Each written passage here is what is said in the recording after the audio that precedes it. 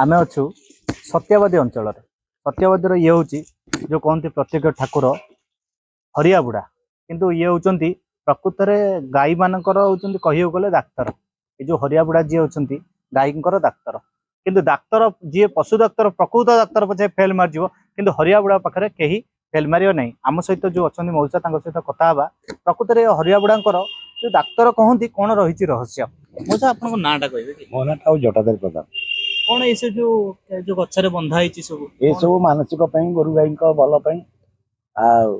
जो मैंने मानसिक करती भल होगा आसिक भोगरा करती मनस्कामना पूर्ण हो जाती ये हरिशहदेव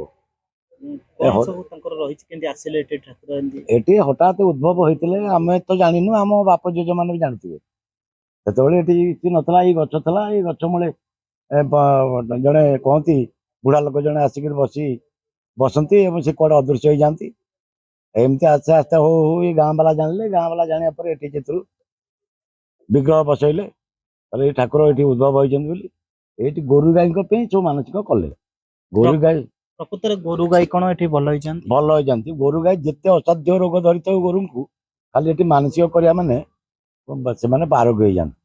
कहते आम डाक्तर भी फेल मार जाती किंतु एठे होचन प्रकृत डाक्तर आमे माने ये बोली कहंते लोके गोरु गाई प्रकृत डॉक्टर होचन हरिचौधरी आम हरिया बुढ़ा होचन डाक्तर आज्ञा माने कहंती जदि पशु डाक्तर भी तांकर जे गाईंकर डाक्तर से फेल मार जाए किंतु हरिया बुढ़ा पकर फेल मारिबे नाही हां माने मरिवा सज्जर पड़ितबो जदि प्रभु को पाकु आथिले ताले सेमाने भी कोन सब मानसिक पूर्ण होले कोन करंती कोन एट भोगरा करंती एकर प्रिय खाद्य होची क्षीर कदली कुसुम चूड़ा गचा एई भोगरा करंती ठाकुर को बाक्सरे दान करंती पैसा ठाकुर को जाके तां खुशी होय दे दी जानती भोगरा करी जानती मानसिक पूर्ण करी अनेक गोरु गाई भी जाचंती से माने भी एटिक आनिक छाड़ी दे जाती ताकू भी आम तो रखिपारूना गोशाला नहीं तेणु आम घरुआ लोक देखिक दे दियो जहाँ 5 टଙ୍କା 3 टଙ୍କା हुए ठाकुर बाक्सरे पड़े जदि कौन सी गोरु गाई रोग हुए भी ठाकुर पाखे आनिक दे देकी जाती हाँ देकी जानती सत्य से आरोग्य हो जाए आम घरुआ